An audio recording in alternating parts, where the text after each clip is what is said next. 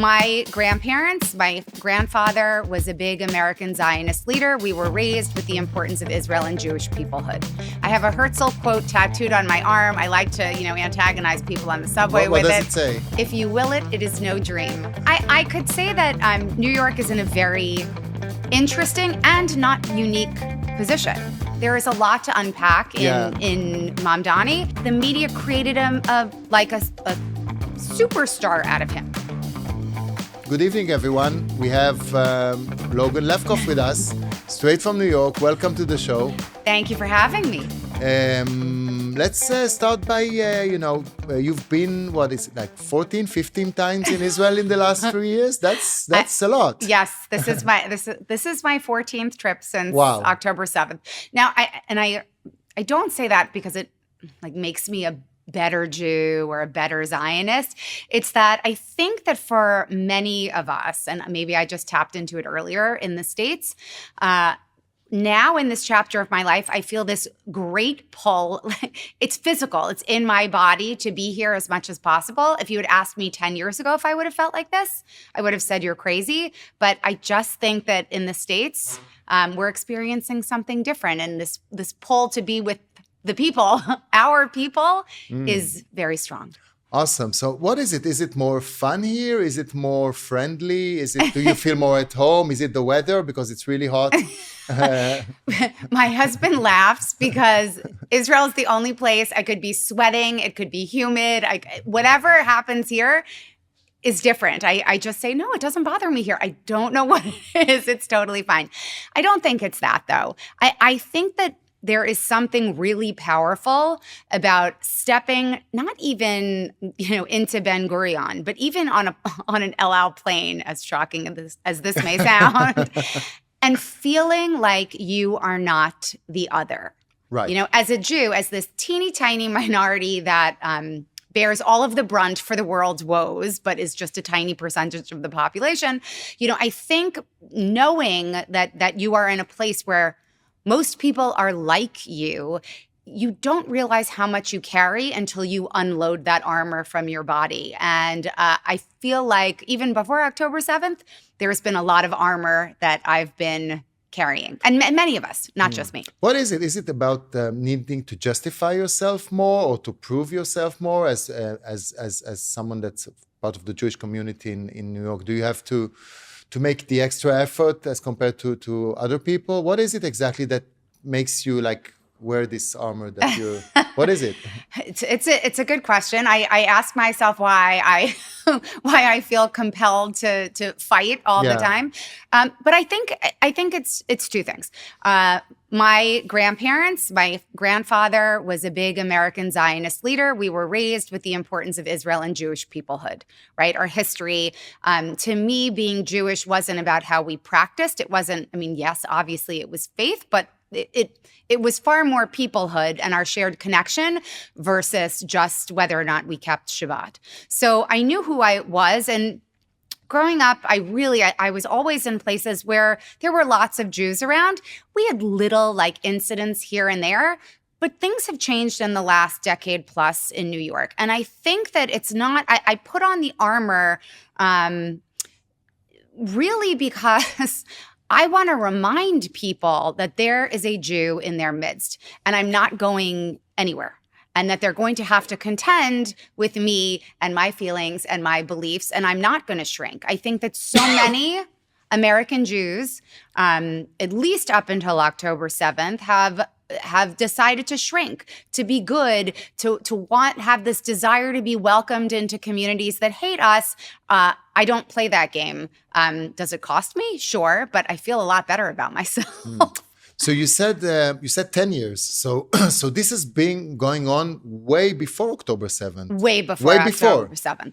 We were seeing it a decade plus ago, certainly with the BDS movement on campuses. Mm-hmm. That was probably the beginning of this public bubbling up of antisemitism masked as some kind of absurd human rights dialogue. So it's not new. I like to tell people, my fight my public fight for Jews and for Israel started long ago. My son, who's 21 now, who's a rising senior in high school, was dealing with anti-Semitism masked in the language of anti-Zionism and human rights right after COVID, long before October 7th. He was dealing with all of the things at the age of 15, 16, 17 that we are seeing now that have become emboldened. So I guess, maybe I have two things that other people didn't. A thick skin enough to deal with whatever the blowback was, and maybe just enough generational trauma to feel a little bit neurotic, to have my head on a swivel, to know not to get too comfortable, because there was always something. I knew maybe it was because of my grandparents, maybe my great-grandparents, but I knew that as Jews, don't get too comfortable. History has taught us that. Don't get too comfortable. It's usually when things get bad for whatever reasons. You can see it in the 1930s in Europe and even before in the 1800s. When things get bad for the non-Jewish population, at some point they're blaming the Jews for either being too capitalist or being too communist. It can go both sides at the same time. It's blamed the Jews for whatever is wrong. And usually it has nothing to do with the Jews at all. No, never. They're just getting the blame for whatever reason. Maybe because it's usually a quite successful or usually a wealthier sort of segment of the population. So they get blamed for whatever. And I think now we're seeing, correct me if I'm wrong, but the rise of AI and the rise of tech has caused I think distribution of income to be more extreme, right? This 99% against 1% or whatever. So you get these like really wealthy entrepreneurs or tech people, while the other, most of the population is not making that kind of money, and life is getting more and more and more expensive, right? Colleges cost a fortune. Maybe they didn't cost as much as they cost now 20 or 30 years ago. Healthcare costs a lot. Even, just a cup of coffee, I guess, in Starbucks or whatever is more expensive now. It's crazy. Way crazy. more expensive it's now crazy, yeah. Than what it used to be 10 years ago. So people can't make a living. And then they start to look who to blame. Why is it like this? Why are all these rich billionaires getting that rich from whatever tech companies or IPOs, AI? We want something else. We want, we want a good life. So let's elect someone that's promising us equality, and then they elect a guy like Mamdani, right? And that's I don't know if it's socialism or communism or Islamism or all the three together. Maybe you can tell us how this guy got elected. If I had an answer, I don't know, maybe I'd be sitting in a different office somewhere. I could say that New York is in a very interesting and not unique position. As someone who has lived in New York City for 30 years or so, one of the things, and I guess I'll try to answer the question a little bit, but to sort of link it back to this idea about, wealth distribution or expectations of what someone deserves. The American dream. Yeah, the American dream. But I think there's something else. And New York is it's an interesting place for this. Mamdani's election, and I was digging into who voted for Mamdani? Like, what are the demographics of the people who voted for Mamdani? And yes, 30% of Jews did vote for him in the primary, which, obviously wound up getting him elected. So we have a situation in the Jewish community, absolutely. But the other thing that was really interesting is there was, yes, the youth movement, plus the fact that he had an overwhelming number of people who hadn't lived in New York for a very long period of time, like less than 10 years. Definitely not the majority of people who voted for him were not born in New York City. And what's interesting about this to me, in my, maybe in my naive way, is that to me, America is capitalist. New York is certainly a capitalist city. But also, Frank Sinatra was singing, if I could make it there, I could make it anywhere. Right. New York was not meant, to be this place where everyone became successful in New York. You had to hustle. You worked really hard. You didn't always make it in New York, and people understood that. I find it so interesting that so many of the people who voted for Mamdani are these young people who came from other places who really have never had to hustle and are now coming into New York City saying, like, I deserve X, Y, and Z and to keep my iPhone. right? Like those to me are the colonizers of New York City.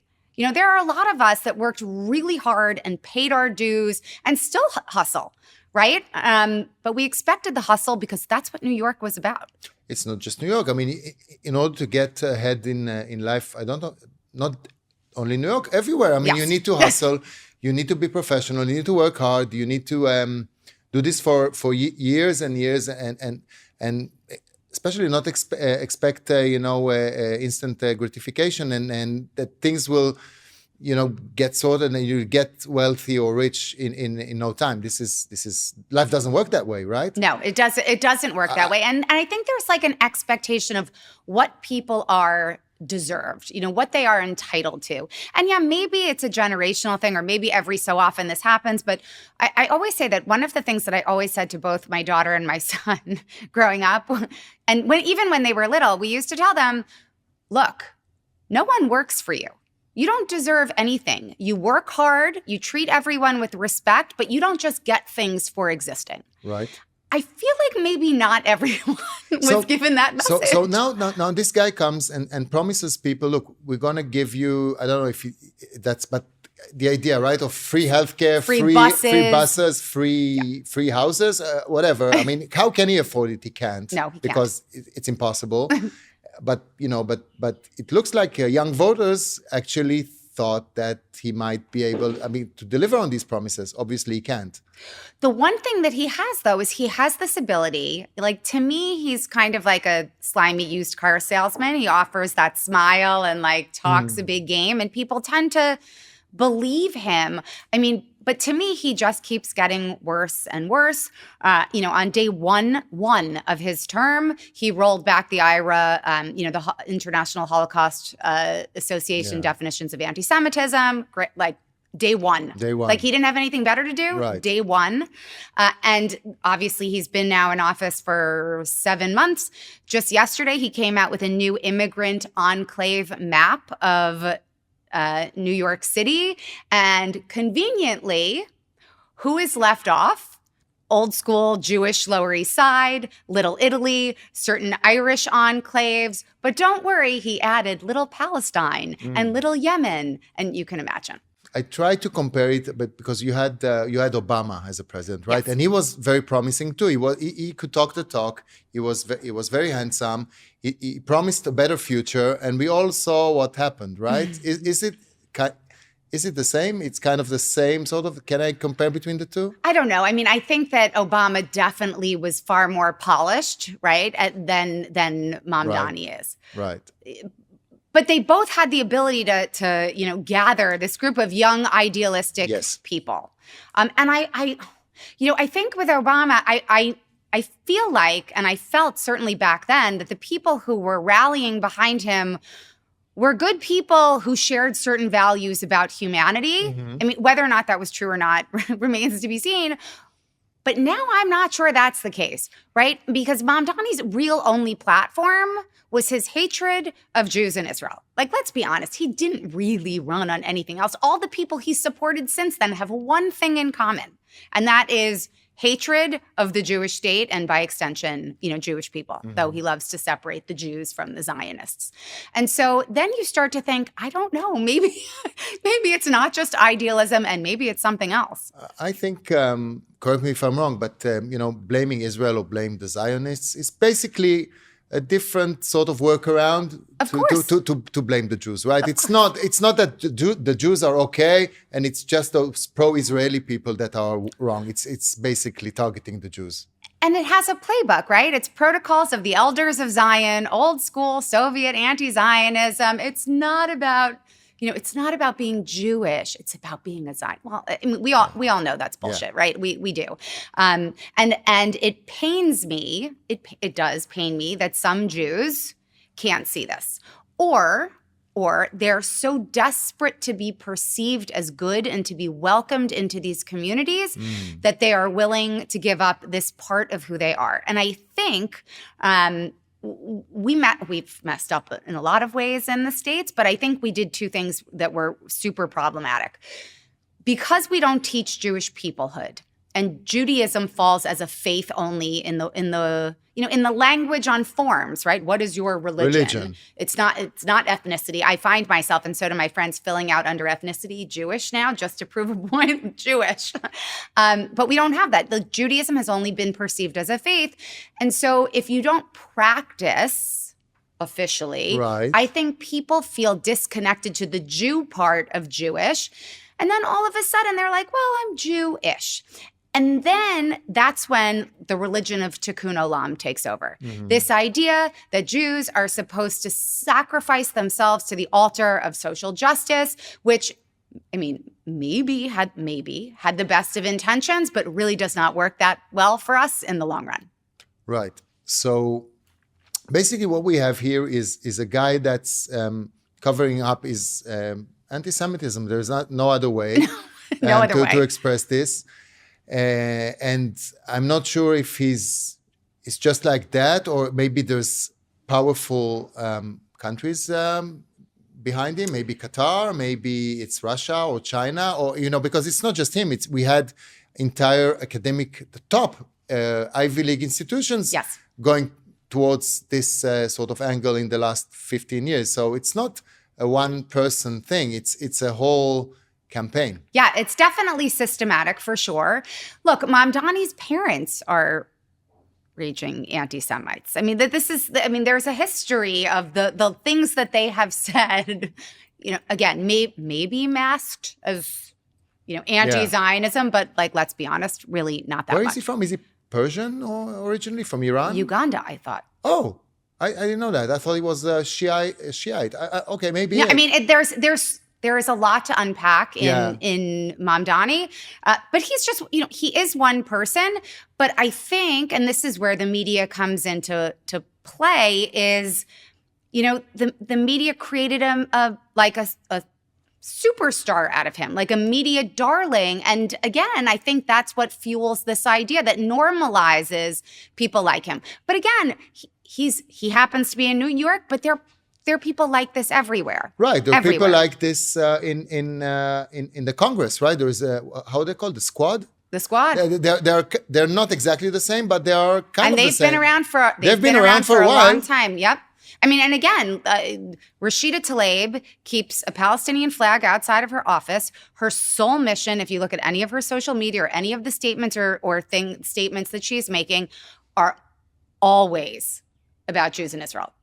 Always. Always. That's it. I mean, literally, it's like the only reason for existing. Right. Ilhan Omar, had that tweet about Jews and the Benjamins, perpetuating a trope about money. AOC, another one who just asked for the release of some Hamas. They're not even Palestinian, right? They have nothing to do with this region. Well, they're Muslim. Rashida Tlaib, I believe so. Yes, right. But the others do not. So then you ask yourself, what is it really about? Because really, and I come from the world of sexuality. My professional background is in very liberal and progressive causes, though I've always been a proud Zionist, always.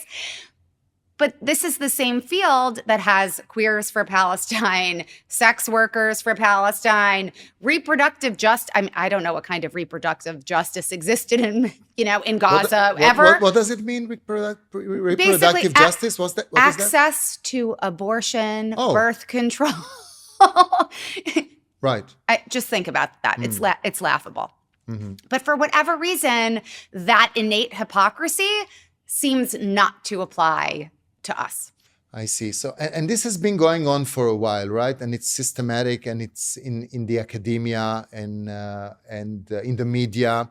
And you told me before that you paid a personal price. I mean, there's certain people that you've been used to working with in the media and maybe even in your actual practice who thought, okay, we're not going to work with Logan because she's a pro-Israel person now, right?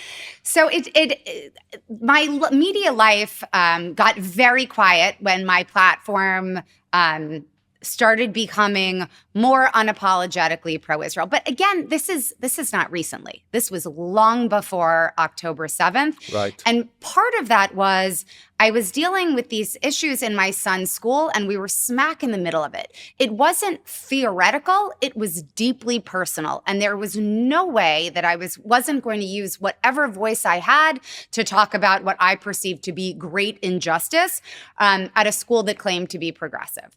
Right. My son was called an ethnic cleanser and a genocidal maniac for the first time when he was 15 years old. That's before October 7th. Way before October 7th, right? So I had this platform because I was a public sexuality voice. I was on reality TV. I was, a talking head on media. And so I knew that it was my responsibility to speak out for the things that I believed in, and I did. And I would never do it differently, ever. I think it's really important. But I will say in the last couple of years, the only media that will have me on are Israeli outlets. What about Fox News? I was once, a few times actually, the lone liberal voice on Fox News many, many years ago, but not recently. But only Israeli outlets. In fact, I have a show on Izzy TV called "The Sexy Side of Zionism," because I wanted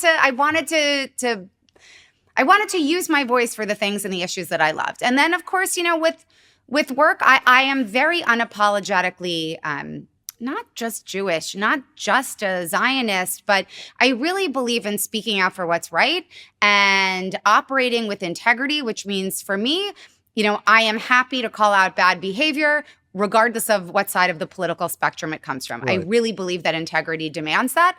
Not everyone likes that.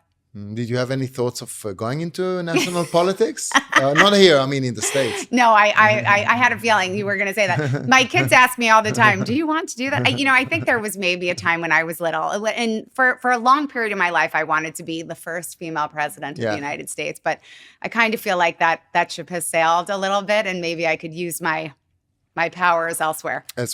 So I see that, lots of people kind of mistreated you, abandoned you maybe, some clients maybe in the media.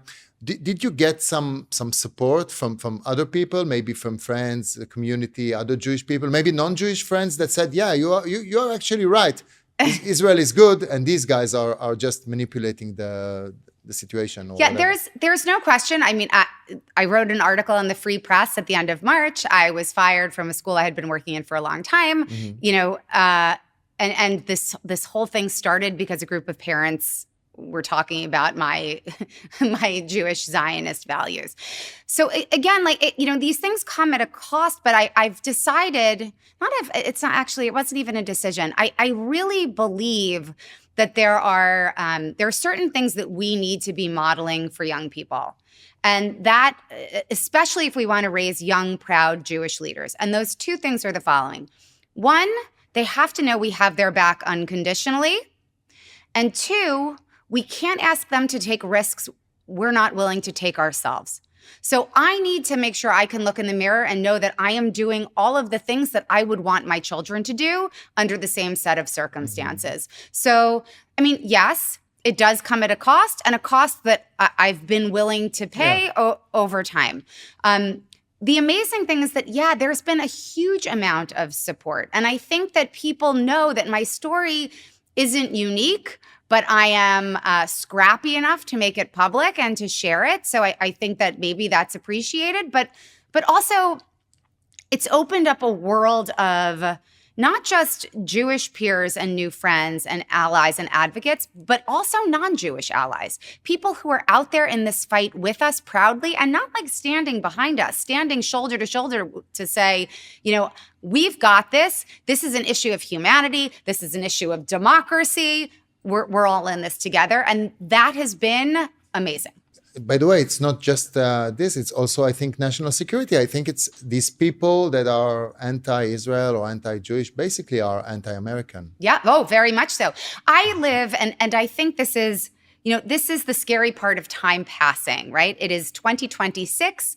It will be 25 years after 9/11. Right. I lived in New York City. I raised family in New York City. I lived 10 blocks from where the Twin Towers stood. We can exit my apartment, and not only do I see the Freedom Tower every day, we also can see the Statue of Liberty if we walk around the corner. So I live in a place where my kids have been raised with a constant reminder of what happens when you are attacked by terrorists on your home soil, right? And there is a new generation of people in the States who have never had to experience that. And, I don't want anyone to experience that. But the truth is that experience changes you and changes how you see the world. And also not just the importance of, democracy, but also the sense that we are all in this together and we are brethren and not each other's enemy. And for whatever reason, the United States is, lots of places are polarized, but it seems like there is we do only this purity test, litmus test thinking that you are either good or bad, depending on how you vote, depending on what side you find yourself. So New York City being what I used to call a Jewish city, because I think there is like 1 million Jews. There's a huge population. Right. So although they're going to Florida these days. They're going to Florida these days. But I guess there's enough sort of Jewish mass in New York to basically, fight this kind of trend and do something about it. We've seen the academia deteriorating towards, irrational, irrationality. Yeah, that would be that's a kind way of saying it. And we've seen politics or local politics in New York going to Mamdani's way, but we still have a big Jewish community. We do. Which is kind of influential. It's been there for generations. And this city does not belong to the radical left or to Mamdani. It belongs to New Yorkers like you and 10 million others, right? So you think, do you see change coming at some point? Are people going to have enough of this identity politics and radical left? It's such a good question. And I wish I had a simple answer. There is an amazing community in New York of people who are out there doing something, whether it's protesting, whether it's showing up at school boards, whether it's challenging universities, who are raising their kids to push back on ideology from any side. There are tons of people doing that. I also think there are a lot of people leaving, and it begs the question, and I wish I had an answer because I'm asked it myself, right? If people leave, what does that mean? Now, I'm not going to lie. People like me are a little bit tired. One of the reasons I love being in Israel is that it fuels me to go back and tackle the things at home because I remember what I'm fighting for. Right. You could get a little beaten down there. I haven't stopped yet. I have a Herzl quote tattooed on my arm. I like to, antagonize people on the subway with it. What does it say? If you will it, it is no dream. Right. Which is literally the quote that my grandparents purchased a piece of art here in Israel when I was really little, and it sat next to with that quote, and it sat next to my bed my entire life. Mm-hmm. I will share one of my favorite recent stories. So I was on the New York City subway, which is a really delightful place to be if you like to, witness the worst of people. Right. And so I was standing up, and a person came on the subway, and yes, I'm going to make an assumption here, but I've lived in New York long enough to know there is no question that the person had a keffiyeh in their backpack. Right. I'm certain of it. But you don't even look necessarily Jewish. You're blonde, and no one would know. Unless you go with a big Star of David. I do. No. You wear it outside. Oh, I wear my. The map of Israel. I wear everything. You wear all of this outside. All of it. Right. I have Hebrew tattooed on my arm. No, all of it. Right. I'm not letting these people run me out of my city, and I'm certainly not afraid of them, which, to my husband's dismay, he wishes I operated with probably a little bit more fear, but no, I'm not letting these people, scare me. But I was standing on the subway, and this person comes on the train, and she looks at me, and she looks at my arm, and she says, "What is that quote?" And I tell her, and she says, that's beautiful. Where does it come from? And I looked at her and I said, Theodor Herzl. And she says, really? I haven't heard of him. I'm going to go look him up. I said, you should do that. You should go do that. And I just have this quiet joy knowing that she probably got off the train, Googled him, and went, oh my God, what did I do? But I love that. I'm not afraid of any of these people. We wear, we've worn IDF T-shirts and Air Force T-shirts on the subway and around. I'm not letting these people let us hide who we are. It's just not going to happen. Great. That's great news, because we definitely need New York and the Jewish community in New York to stay strong and, and defend themselves. I mean, you've been in the city for 100 years. Who are these people who come from the outside and will tell you what to do, right? It is... It's what we're seeing now that it's funny because of this map that came out and this, the Italians are furious with Mamdani because he left Little Italy off the list. And it's amazing to watch these videos of these Italian guys saying, he was horrible to the Jews first and now he's also on us. And I keep thinking, that's great. Just get everyone against you. That's perfect. This is a great strategy for you as a mayor. It usually starts with the Jews. Always. And it always starts with the Jews, and then it's everyone else. It's just a start. Of course. It starts that way. Of course. It's interesting. I see the things on college campuses as obviously as pretty horrifying, but they were starting in, the younger grades way before. October 7th opened this dam of hate, but it had existed for a long time. One of the things that I'm admittedly trying, and I've gotten past most of it, but, there was a long time when my family was fighting anti-Semitism in high school, all of the things we're seeing now. A teacher who taught Holocaust education who told my son that Soviet anti-Zionism was a legitimate political movement. He raised his hand and said, that's not why my great-great-grandparents had to flee, but okay, thanks. Yeah. He pushed back. Again, the fact that he was called an ethnic cleanser. We had things over and over again. And when I asked the Jewish parents in this community to maybe weigh in and get involved, a lot of them said, thanks so much for doing it. We told our kid, he wants to go to Harvard. So, don't, you need to worry about the grade. Just put your head down. Don't make a big deal. And for me, this was like getting stabbed in the heart, because I feel like there is nothing more important than our identity and our integrity as Jews. And I would much rather my kids fail every single test they have if it means that they're speaking up for their people, as opposed to caving to some ideology that makes them hate themselves. Right. So what happens when you land here? I mean, what makes you feel different when you come here? Okay, it's sunny. It's, everyone's Jewish. I get it. Everyone speaks Hebrew. I get it. Well, maybe I don't, because I'm used to it. So it's for me, it's just normal life, although I travel a lot in the world. But anyway, what is it that makes you feel better here, or if that's the word? I've actually never thought about the word that I would use to describe how I feel. I think it's going to sound so heavy, or big, but I feel whole when I'm here.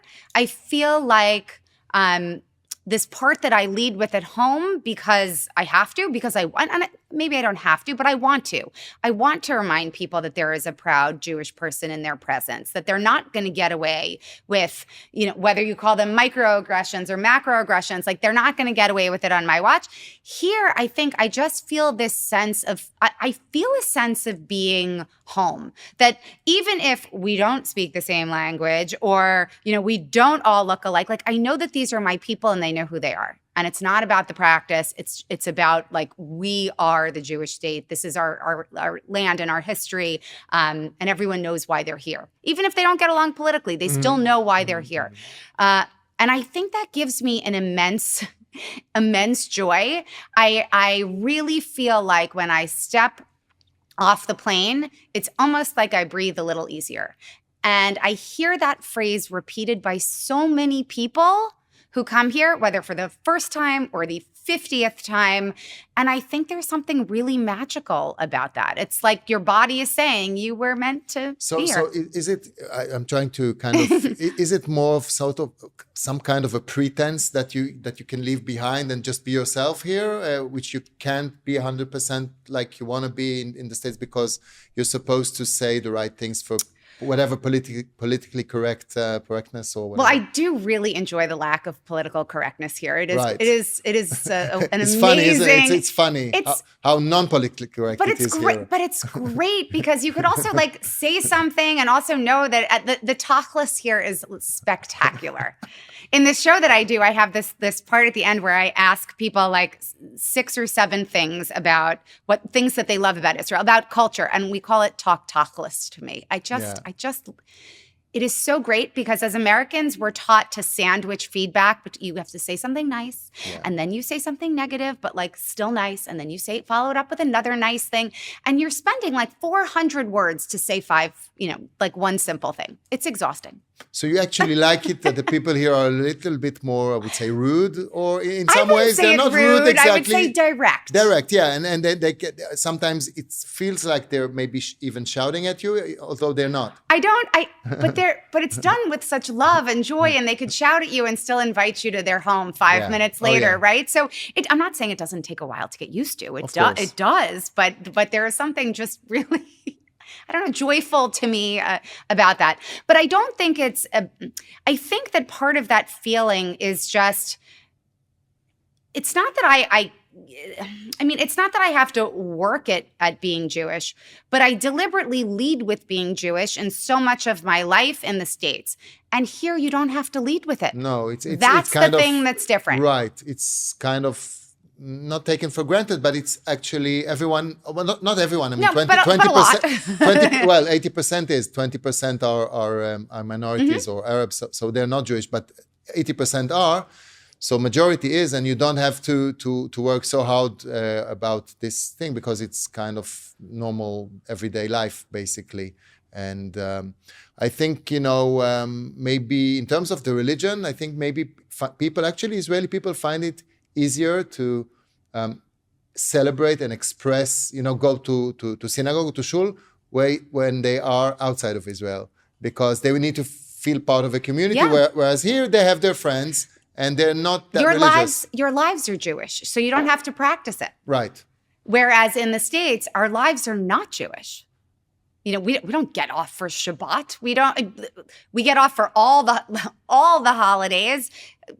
Our entire calendar looks different. Right. So it's almost a constant reminder. I mean, maybe unless you're at Jewish day school, but obviously lots of people don't go to Jewish day school. It's a constant reminder that not everyone is like you.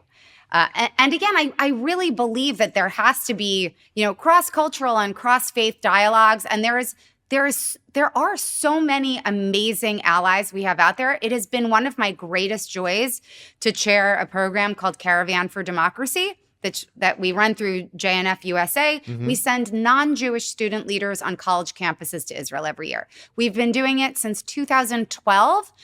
So long before October 7th, and we've sent almost 700 non-Jewish student leaders. They've come here, they've experienced life, and they're fueled to go back and have real conversations on their campuses, because clearly, people do not like to have real discourse on college campuses. Right. So how does this, you've been in Tel Aviv now for a month in this visit. I'm curious to know, how does it look from someone that comes from the outside? I know that the economy is doing well here. Everyone knows that. I mean, the tech and we have some, in spite of the war, actually, we have the tech and we have the oil and gas, and we have those defense industries. And so the economy is doing well. And I want to ask you, how do you see, coming from the outside, the society, the everyday life? Do you think it's heading... you see progress, when you compare it to pre-October 7, do you see a difference? Does it look different than what it used to be before, maybe for the better, for the worse? It's a great and complicated question, I think, because I was here the summer of 23 with all the judicial reform protests when things felt super polarized, and then there was unity. And I'll say it's starting to feel a little bit more polarized again. We're getting close to the elections. So I think that's indicative of what's going on politically.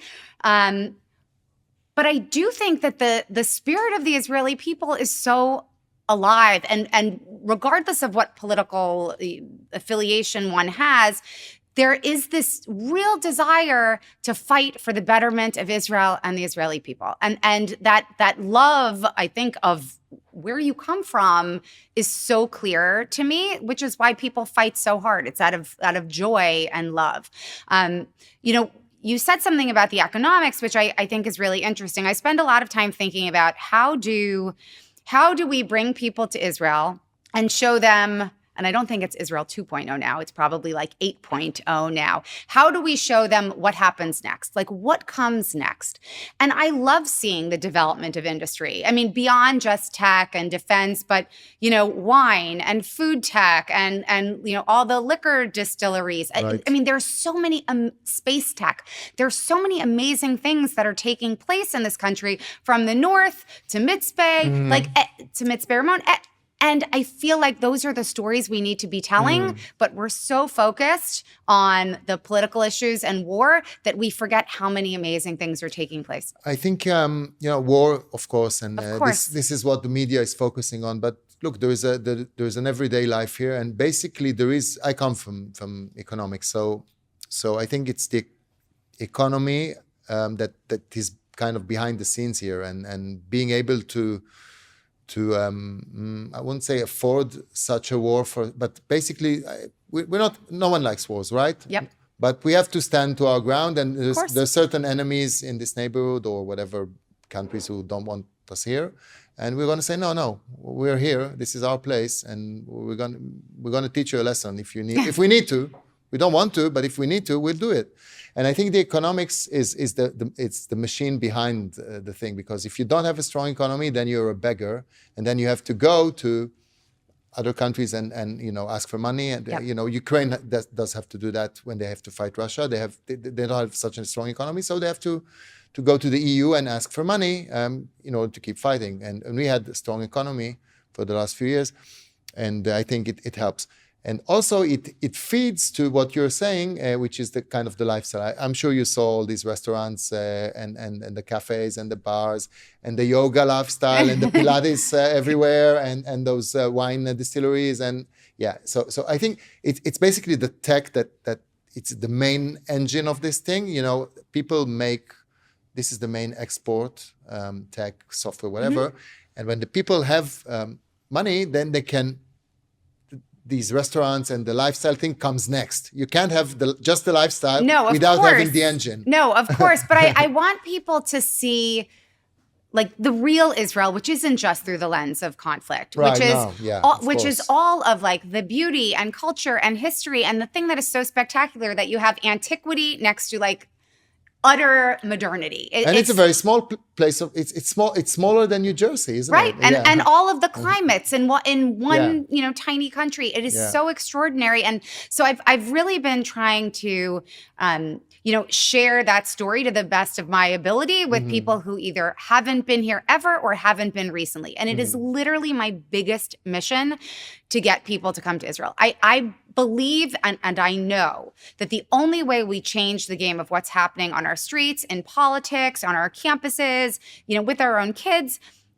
is to bring them here. Because when you have a firsthand experience and you go back to wherever you live and someone says something inane to you, when you can respond with, that is not my experience, I was there, that is not what I saw, that is a really powerful thing. Right. But I want people to be here. And, when I see the Maccabea Games and all the buses of people here, it gives me so much joy, because there were so many times where the airports were empty. Right. And the groups that you organize, are these non-Jewish kids or also Jewish and non-Jewish? So Caravan for Democracy is just non-Jewish student leaders on college campuses. Right. I have another group or a program that I created called Dor Chazak, which is a parent-teen leadership mission, which currently is only Jewish parent and teen pairs.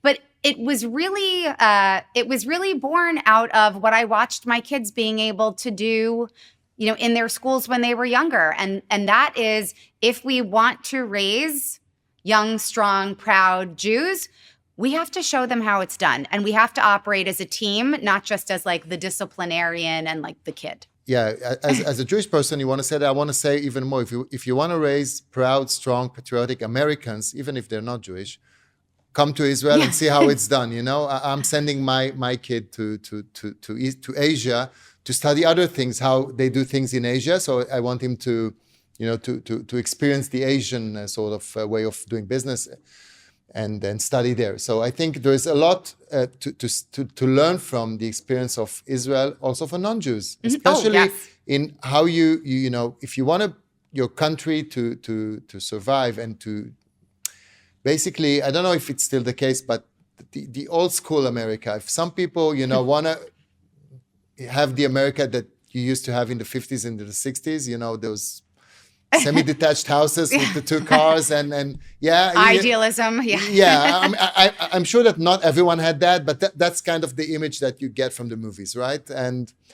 But maybe it was better, I mean, than today's polarization. You didn't have those social media and people just, you know, used to live their life with their little house and their lawn. Yes, like the lawn, the front yard. Yeah, the front yard and those two cars. And the father used to go to work. The mom used to go to work or stay at home. They had 2.5 kids and a dog. Right. The stuff of movies. I mean, look, I'm sure I wasn't alive then, but I'm sure it wasn't perfect. And people would say like the racial reckoning of the U.S., the conversation about race, which is an important conversation to have.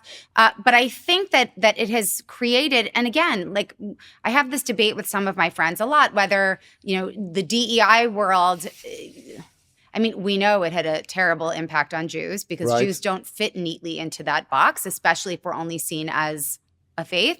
I want to believe it had the best of intentions originally with just the worst of execution. I don't know if that's true or not. And I think that there are conversations to have, but I think what America has done in the last decade is create this binary thinking of who counts as good as and bad.